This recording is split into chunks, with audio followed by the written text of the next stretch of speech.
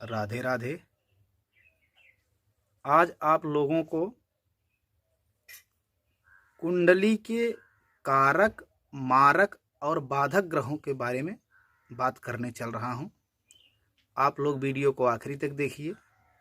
इससे आपको काफ़ी अच्छी जानकारी मिलेगी, क्योंकि अक्सर किसी भी ज्योतिषी के पास जाते हैं तो वह रत्न पहनने का सलाह देते हैं कि आप ये रत्न धारण कर लीजिए, आपकी समस्या दूर हो जाएगी। और आपकी समस्या सुन के ही वो रत्न का जो है डिसीजन बता देते हैं, जबकि बिना कुंडली देखे, बिना जन्मांक देखे जो है यह निर्धारित नहीं किया जा सकता है कि कौन सा रत्न किस व्यक्ति को सूट करेगा। कभी कभी होता है कि कोई रत्न आदमी धारण कर लेता है बिना किसी ज्योतिषीय सलाह के, तो उसको जो है परेशानियों का सामना करना पड़ता है, उसकी परेशानी और ज़्यादा बढ़ जाती है। तो आज इस विश्लेषण में, इस वीडियो में हम आपको यह बताएंगे कि आपकी कुंडली में कारक ग्रह कौन हैं और मारक कौन हैं, और बाधक ग्रह आपकी कुंडली में कौन होता है आपके लिए। तो इसको जानने के लिए आप वीडियो में आखिरी तक बने रहिए, और वीडियो पसंद आए तो लाइक और शेयर कीजिए, चैनल को सब्सक्राइब अवश्य कीजिए। तो चलिए विषय को शुरू करते हैं। दोस्तों, कारक, मारक और बाधक किसी भी व्यक्ति की कुंडली में ये तीनों ग्रह होते हैं, तीनों प्रकार के। तो सबसे पहले हम कारक ग्रह को जानते हैं। तो कारक ग्रह पहला घर, पांचवा घर और नौवां घर, इन तीन घरों को ही त्रिकोण कहते हैं। और इन घरों में जो गिनती लिखी हुई है, जैसे यहाँ तुला लग्न की कुंडली है, तो पांचवें घर में 11 है, और तीसरे घर में और नौवें घर में तीसरा अंक लिखा हुआ है 3। तो इन तीन घरों को जो है कारक कहते हैं। तो इनमें जो गिनती है, जैसे ये 7 है, 7 का स्वामी ये लिखा हुआ है, तो 7 का स्वामी शुक्र है, और 11वीं राशि का स्वामी जो है वो शनि है, और तीसरी राशि का स्वामी बुध। तो इनके जो स्वामी हैं वो कारकेश हैं, और जो कारक होंगे वो कभी मारक नहीं होंगे। तो इसकी बात हम आगे करेंगे मारक के बारे में। तो कारक को जानते हैं कि पहला घर, पांचवा घर और नौवां घर, इनके जो स्वामी होते हैं वो हमारे कारकेश होते हैं, वो कारक ग्रह होते हैं। उनका रत्न हम धारण कर सकते हैं, क्योंकि रत्न जो है वो बल बढ़ाता है, ताकत बढ़ाता है। तो अगर हमारे कारक ग्रहों की ताकत बढ़ेगी तो वो हमें अच्छा फल देंगे। कारक करता क्या है? कारक अच्छा फल देता है, अच्छा फल देता है, वो हमेशा आपके लिए अच्छा करता है। तो ये जो ग्रह जिस कुंडली के हैं ये हमेशा आपको अच्छा ग्रह देंगे। आप अपनी कुंडली में देखिएगा जो गिनती हो। यहाँ पे हमने एक उदाहरण के लिए कुंडली लिया है। तो अगर आपको जिस लग्न की कुंडली है, तो पहला घर, पांचवा घर और नौवां घर, ये हमेशा कारक होते हैं। इनमें रहने वाले गिनतियों के जो स्वामी होते हैं, वो स्वामी आप यहाँ पे देखकर नोट कर सकते हैं। तो उनके जो स्वामी होते हैं वो हमेशा आपको शुभ फल देंगे। और अगर आपको रत्न पहनना है तो हमेशा इन्हीं ग्रहों का रत्न पहने, तो आपको उसका अच्छा परिणाम मिलेगा। और इसमें कारक कौन है वह नोट कर लेते हैं हम। तो 7, 11 और 3, इस हिसाब से समझेंगे तो आपको अच्छी तरीके से समझ में आएगा। 7 के स्वामी शुक्र, 11 के स्वामी शनि, और 3 के स्वामी बुध। ये आपकी कुंडली के कारक ग्रह हैं। और ये आपको अच्छा परिणाम देते हैं। अब इसके बाद हम मारक के बारे में जानते हैं। मारक क्या करता है? मारक मार ही नहीं डालता है। मारक आपको परेशानियों में उलझा के रखता है, शारीरिक कष्ट देता है या तो आर्थिक कष्ट देता है। तो मारक हमेशा आपको बुरा परिणाम देता है। शारीरिक कष्ट, तो मारक आपको हमेशा परेशानियों में रखता है। तो मारक कैसे निकालते हैं उसके बारे में देख लेते हैं। मारक कुंडली का दूसरा और सातवां घर जो होता है वह होता है। इन घरों में जो अंक होता है उसके स्वामी मारकेश होते हैं। तो दूसरे घर में मारक निकाल लेते हैं, ये तो कारक हो गया। अब मारक भी देख लेते हैं। मारक दूसरा और सातवां घर। दूसरा घर कुंडली का पहला घर हमेशा यही होता है, गिनती चाहे जो भी हो। पहले भी हम आप लोगों को बताए हैं अपने पहले वाले वीडियो में कि ये जो पहला घर होता है यही होता है, इसमें गिनती 7, 8, 3, 5, 9, 12 जो भी हो, 1 से लेके 12 तक कोई भी गिनती हो, लेकिन पहला घर हमेशा यही होता है। तो दूसरा घर और सातवां घर, सातवां घर, तो दूसरे घर में 8 लिखा हुआ है और सातवें घर में 1। तो मार्केश कौन है? 8 और 1। 8 के स्वामी मंगल और 1 दोनों के स्वामी मंगल है।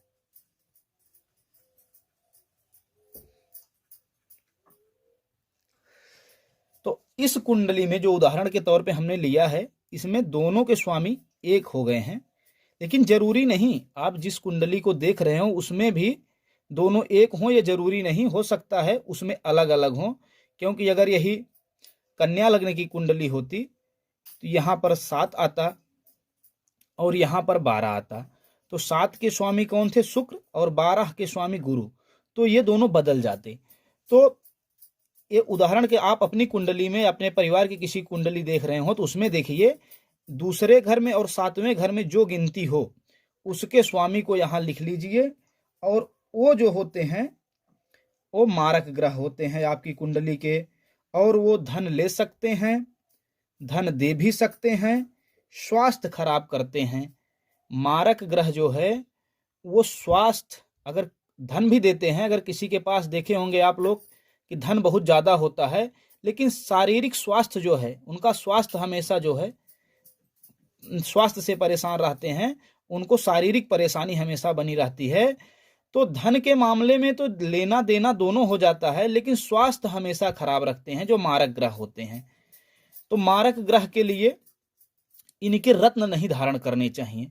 मारक ग्रह के लिए हमेशा आप जब भी करें या तो इन ग्रहों का दान करें या तो फिर इनका जाप करें। रत्न धारण करके इनकी अगर आप ताकत बढ़ाएंगे तो ये आपको और ज़्यादा तकलीफें देंगे। अक्सर आदमी यही चूक कर जाता है, जो व्यक्ति रत्न धारण करता है, अगर सही से ज्योतिषीय सलाह नहीं लिया है, परामर्श नहीं लिया किसी ज्योतिषी से, तो वो उस हिसाब से, ग्रह के हिसाब से रत्न धारण कर लेता है। और अगर वह आपकी कुंडली में मारक हुए, मार्केश हुए, तो आपको परेशानी बढ़ा देते हैं। अक्सर देखा जाता है कि कई बार हमसे भी लोग मिले कि मैंने जब से ये शनि का जो है रत्न धारण किया है तब से हमें और ज़्यादा परेशानी हुई, हम और परेशान हैं, हमारी तबीयत सही नहीं रहती है, या फिर हमारा व्यापार व्यवसाय अच्छे से नहीं चल रहा है। तो इस तरह की परेशानी देखने को मिल जाती है कि इससे परेशानियां बढ़ भी जाती हैं। इसीलिए जब भी रत्न धारण करें तो जो कारक ग्रह हो उन्हीं के रत्न धारण करें, जो मारक हो उनके रत्न धारण न करके उनके लिए या तो जाप करें या तो दान करें।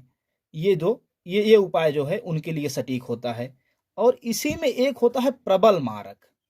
अब प्रबल मारक कैसे देखते हैं कुंडली में, वह भी आइए आपको बता देते हैं। प्रबल मारक के लिए कुंडली का दूसरा, तीसरा, षष्टम, सप्तम, अष्टम, एकादश और द्वादश, मतलब कि द्वितीय, तृतीय, षष्टम, सप्तम, अष्टम, एकादश, द्वादश, इन ग्रहों, इन भावों के जो स्वामी हैं उनको हम नोट कर लेते हैं।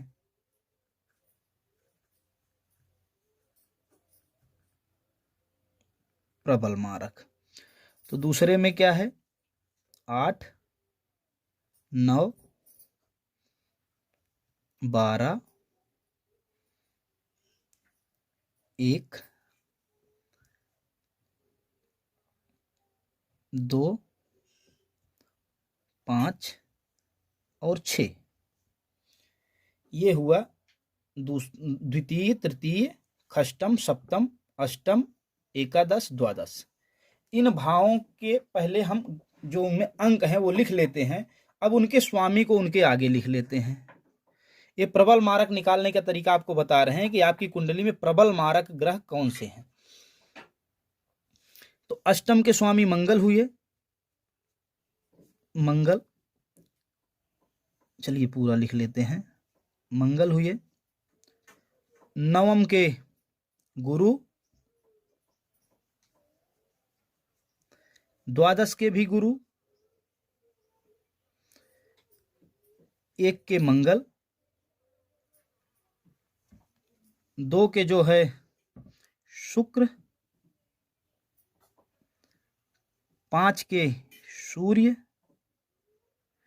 और 6 के बुध। ये हो गया प्रबल मारक। प्रबल मारक में होता क्या है? जब मारक की महादशा व प्रबल मारक की अंतरदशा हो, या फिर प्रबल मारक की महादशा और मारक की अंतरदशा हो, तो ज्यादा सावधानी रखनी पड़ती है। इस समय जो है आपको ज्यादा तकलीफ मिल सकती है। और चारों केंद्रों को छोड़कर, केंद्र कौन से घर होते हैं? 1, 4, 7 और 10। केंद्रों को, केंद्र और त्रिकोण को छोड़ करके बाकी का देखते हैं। तो इसमें देखना क्या है कि मंगल 1 और 2 बार, मतलब ये मंगल 2 बार आया है, गुरु 2 बार आया है, शुक्र, सूर्य, बुध।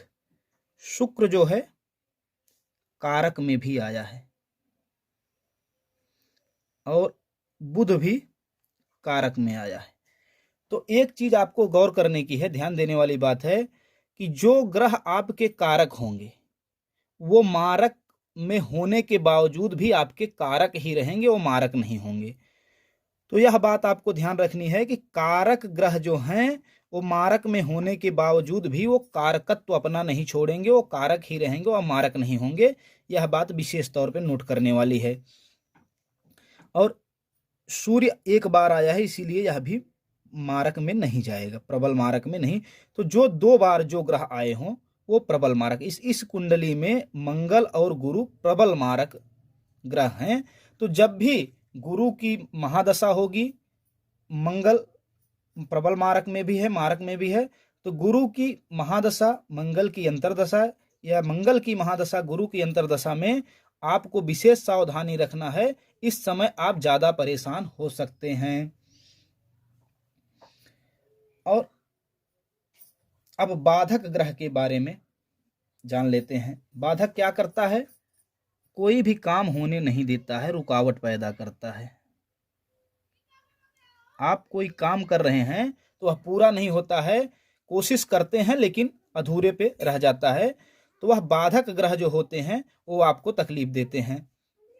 बाधक ग्रह का निर्धारण करने के लिए सबसे पहले राशियों का निर्धारण करना पड़ता है और वह लग्न से देखा जाता है कि लग्न में आपके कौन सी राशि है। इस हिसाब से राशियां 3 प्रकार की होती हैं, चर, स्थिर और द्विस्वभाव। इसको भी नोट कर लेते हैं, समझने में आसानी होगी। चर, स्थिर, द्विस्वभाव। तो आपको यहां समझना क्या है, ये बहुत ही आसान तरीका है, उंगलियों पे हो जाता है। जैसे 1, 2, 3, चर, स्थिर, द्विस्वभाव। उसी के माध्यम से देखते चलिए। 1, 2, 3, 4, 5, 6, 7, 8, 9, 10, 11, 12, ये जो चर राशियां 1, 4, 7, 10 ये चर हो गई, 2, 5, 8, 11 स्थिर, 3, 6, 9, 12 द्विस्वभाव। तो इसमें समझने वाली बात क्या है, अगर आपके लग्न में चर राशि है, मतलब 1, 4, 7, 10 चर में से कोई भी आपका लग्न है, तो उसके लिए बाधक ग्रह जो होगा वो एकादश भाव होगा, 11वां। यहां से गिनेंगे तो 1, 2, 3, 4, 5, 6, 7, 8, 9, 10, 11, 11वें घर में जो राशि होगी उसका स्वामी, जैसे 5 है तो 5 का स्वामी कौन है, सूर्य। इस कुंडली में सूर्य बाधक ग्रह है। अब सूर्य बाधक है, और अगर चर में हो गया, अगर स्थिर में, थोड़ा ध्यान से समझिएगा, है तो बहुत इजी लेकिन पहली बार दिक्कत होती है। स्थिर जो होता है, स्थिर में 2, 5, 8, 11, अगर इसमें कोई स्थिर राशि लग्न में है तो उसके लिए 9वां घर जो होता है वो बाधक ग्रह होता है। 9वां में जैसे 3 है तो 3 का स्वामी बुध है, तो बुध जो है बाधक होगा।